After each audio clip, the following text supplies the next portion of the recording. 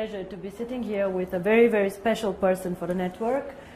This is Mr. Kari Valros, and he is the European ambassador of OneCoin.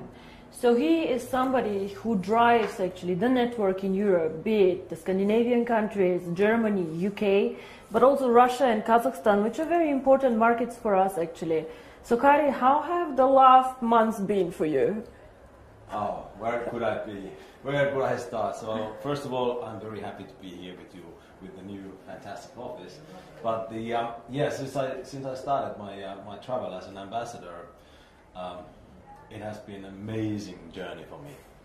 I've been a kind of a rock star in this industry a long time, but actually this is created me first time in my life to be a little bit humble, but absolutely honorable to have to work with the people, because I never seen so many happy people in my life ever. So wherever I arrive, people are happy and smiling and very polite, and it feels like a big family which is being created all around. So it's been an amazing experience so far. So I know you want to ask me some questions, but before we do this, I want to ask you one. We all know that I'm more a financial person and not so much in the network, but share with me, why do you think people like OneCoin so much? What is the reason that they get excited by the concept and like it? I think first thing is because there are no demands. It's, you can join and you are not asked to do anything. That is something that people are attracted to. And once they get the right information, which is, by the way, not really available because there is so many wrong information, but once you give them the right information, it's so simple and clear and understandable. And I think because there is no demand and people see that they belong something. Mm-hmm. They belong something bigger, and this is how I think it is the most important thing. Well, this makes me, of course, very, very happy. Now, you want to ask me a few questions, so go ahead. Well, of course, I work basically in Europe and CIS. So, what Europe means to OneCoin? Well, Kari, we started actually. OneCoin was when we started. It was strongest in Hong Kong and in China. So we opened the first office in Hong Kong, and we received huge support from these markets.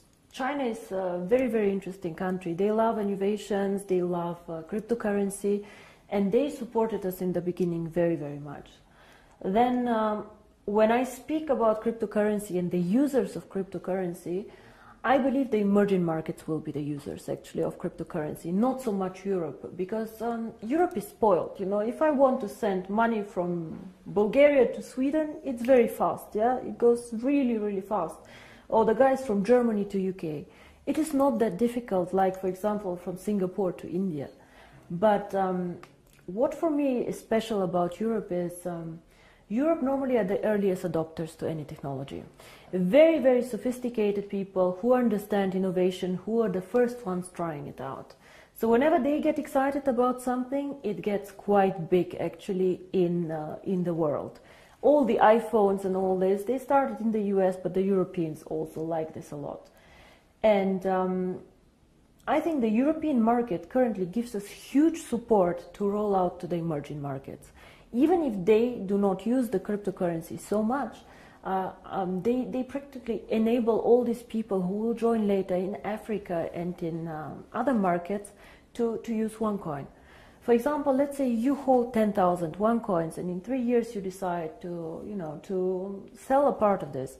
Your buyers most probably will come all from emerging markets, because these people, they do not want to buy the currency as an investment, they want to buy it as a payment system, as a carrier of value.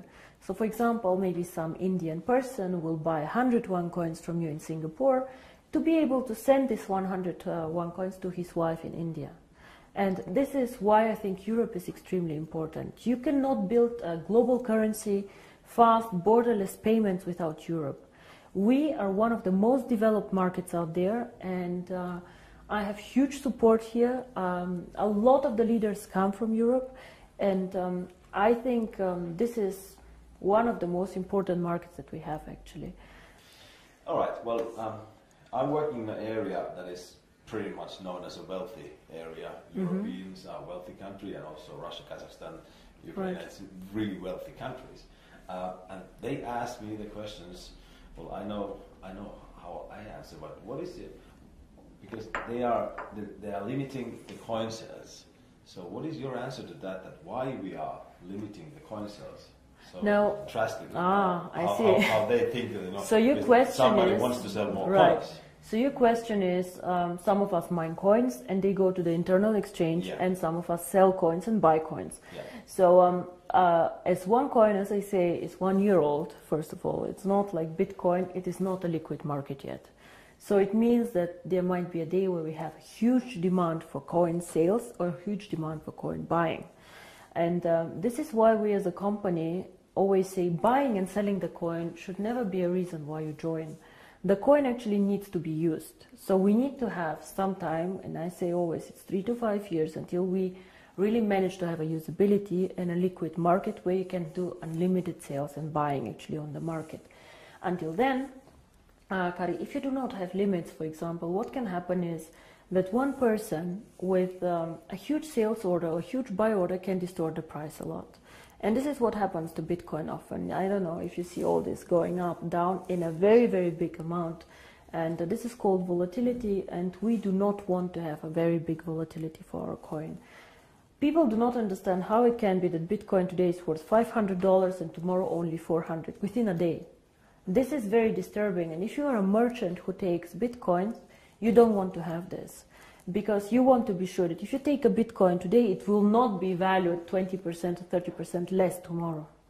Of course, you're very happy if it's valued 30% more, but it goes both sides. Absolutely, yeah. So cryptocurrency is one of the riskiest assets actually out there. High volatility, low liquidity on the markets. So for us to achieve a high liquidity, we need to work first on the value creation of the coin, on the liquidity, and it will take time. So all these people, why we have created this exchange? We have created it so people can learn to trade it, but it's not a self, the idea is not just that we go buy and sell the coin there, but we wait for the usability of the coin. This coin is very, very young. We have so much way to go, but we have created miracles already. So I'm looking very, very positive into the future. But remember, the internal exchange is demand and supply. So you have to find somebody who wants to sell coins to buy, and the other way around. So the company itself is not obliged to buy back your coins or to sell your coins. If I don't have coins, I cannot sell them. Yeah? And as a company, we do not buy back the coins. So it's always you selling your coins to somebody else or somebody else buying from you. Don't forget also a bit the time differences. When China sleeps, you're awake, and so on. So sometimes, as I said, the market is not liquid and not efficient yet. And then the other question is, which relate to that, is that how is the value created? No, there are two questions I think inside here. First is what is the value of cryptocurrency, and the second is how do we determine today if one coin is valued €1, €2, or €5? Yes. So we have a concept which is called mining difficulty. And there are calculators out there on the internet for Bitcoin. Everybody can Google them. You just Google Bitcoin mining difficulty calculator and you see how this is calculated. It's a very, very simple thing. You calculate, one is electricity costs for the mining, and the second is computer power. So to mine a coin, you need obviously a computer to do some calculations and electricity to get the computer running. So depending on these two things, the mining difficulty grows or goes down. It goes both ways. It can go up, it can go down. The more miner join, however, the more people who want to mine, the higher the mining difficulty goes. Because more of them are in the pools. And this is, of course, what happens to one coin. So you can simulate this with these calculators. It's nothing that one coin invented. And this is how we today measure the value of the coin. So we say if it costs us €5 to create the coin due to electricity, the servers and the computer power, this is what we think is the appropriate price. Of course, it fluctuates up and down based on demand and supply, but always in a corridor actually that we have set. So this is how we determine the price today. And the second question that you had actually is, but one day we go to the open market, so how do we know what is the value of this cryptocurrency? Why is Bitcoin worth $400 and not 1,000 or whatever? And here, in my opinion, there are two things how we determine the value of cryptocurrency. Cryptocurrency is not backed up by anything. We know this. So it's actually worthless. So it's not backed up by gold. It's not backed up by any other asset. OneCoin is not backed up. Yeah? Bitcoin is not backed up. But there's still value inside, and I tell you why. One is, first of all, the brand. Bitcoin currently have a very strong brand. Everybody knows them. They were the first one. Of course, there are always good and bad things about the brand, but they are very well known. Milka Chocolate is a very well-known brand. Procter & Gamble are a very, very strong brand. So the more people joining OneCoin and the more people speaking about OneCoin, the stronger our brand becomes. And this, I think, is something that makes us really a family, because if you go in the network marketing approach and go and sell shampoo, it does not make you stronger if somebody on a sideline sells shampoo. Only your downline makes you happy. But here, if another team makes OneCoin popular out there, this makes also your coin stronger and your team stronger. And this is something very, very special about OneCoin, I think. So the brand. And we have currently about 2 million paid members. In the database, we have over 10 million people who know about OneCoin. So we for sure have more users than Bitcoin, for sure. We are different, we are in a different system, but there are 2 million people who tomorrow could start using the coin if we want to. And this is great. So this is one part of the value, but most people use Bitcoin currently as value storage, like gold. I put it in the safe and I keep it there, which is okay, but a bit of a dangerous concept. Everything that goes up can also go down, and you're not special. You know, and if you're not special, why use OneCoin? Why not use 2Coin, 3Coin, dark coin, who knows? So we are probably one of, or probably the only company who focuses so much on usability of cryptocurrency. Why cryptocurrency? How can it change the world? And our two slogans are the future of payments or join the financial revolution. We believe that actually cryptocurrency can be a vehicle for money transfers. So for example, as you do Western Union transfers, you can use cryptocurrency to do a transfer. Fast, borderless payments. And there's a huge demand for this. 2 billion of people have no bank account. 2 billion. Of course, we cannot capture all of them. But again, if we capture only 10 million or 100 million people, it's a network. It grows so fast. We see what happened. You know, December 2014, I was sitting at my desk and I had a bet with Per Carlson, who is not here anymore, if we will manage to have 10,000 people. And we did a huge celebration with 10,000 people. Today we have 2 million after 12 months. It is incredible. And this is the network effect. The more people know about OneCoin, the more they will come and the stronger the brand becomes. Everybody talks about MLM today, that it's pyramid, whatever you call it. For me, I have worked with this for a very long time. For me, it's one of the biggest industry today in the world. But if I ask you, why did you choose to do MLM, to build this company up? I know that you have a background in financial and everything, but why did you do this? It was not an easy decision, first of all, to do network marketing. When I started OneCoin, my vision was to do cryptocurrency. And outside in the industry, I did not know the industry well, to be honest. I knew some people who were working there, who are either personal friends or good acquaintances, so who I trusted. But what I saw in the beginning were some companies who really went bankrupt in a bad way, owing money to their members, money to their people. But I also saw some mainly product-based companies who were doing a very, very good job out there and an impressive track record. So I saw that not everybody is bad or not everybody is good. So it's an interesting industry. Why I chose it for my cryptocurrency?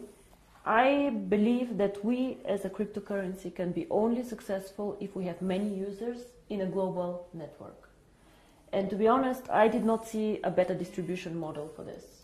I did not see another way to attract people in to the cryptocurrency and these people to be spread out geographically so well. OneCoin can work only if it does cross-border payments. So if I have OneCoin only in China or only in Europe, it will not work well. We need the emerging markets, which is Asia, Thailand, Philippines, India, Africa, very, very interesting. These are the users of the coin. And if I would have gone in a traditional way, let's say with an IPO, with big investment funds, these people can buy, let's say, 100 million of coins, but they keep them, they do not use them. So for me it was more important to get many, many users, even with a small investment sum or with a small sum that they want to participate with, but spread out geographically. And until now, I do not regret it. It's a very competitive industry. Unfortunately, sometimes I see the concept misrepresented. Yeah? We focus mostly on education, financial education, because in my opinion, nobody can understand cryptocurrency, nobody can understand even the financial world out there without education. So education is our product, and some of our members choose to mine the coin. By the way, I don't know if you know, but currently I checked the numbers, about only 10% of our members mine currently the coin. Oh. Only 10%. So a lot of the people, or I think most of them, actually participate in the program for the education. And this is something that makes me really happy, because this is what we are. We would like to foster a financial revolution, and financial revolution always comes with knowledge, education, and I think this is a very, very big part of the company. Now, Per, you asked me about the future of the network once all coins are mined. Now, I see the network as its own system, as our own ecosystem, and I will never go and sell shampoo in this network. This will never happen, because I have never done a network marketing company before, and I do not plan to do ever again a network marketing company. But the network itself is a value. It's a business that you guys are building. And for us, of course, it's also a value, because we can push our ideas through this network, and we can do a lot of things there. So to me, the ideal future of the network is to push, even when all coins are mined, the value of the coin. Be it to attract merchants for the coin, be it to create products who are connected to the value of the coin. And all what this network should focus on is something that somehow enhances the value of the coin. You guys know that we did some acquisitions, actually some networks that joined us. For example, Conligos, OPN. All these networks somehow helped us to build up the coin. Either they had interesting software for us, or they were geographically interested. But we never let somebody join us just because it's good or just because it's more people. We always strategically think of the future of the coin and how to make it stronger.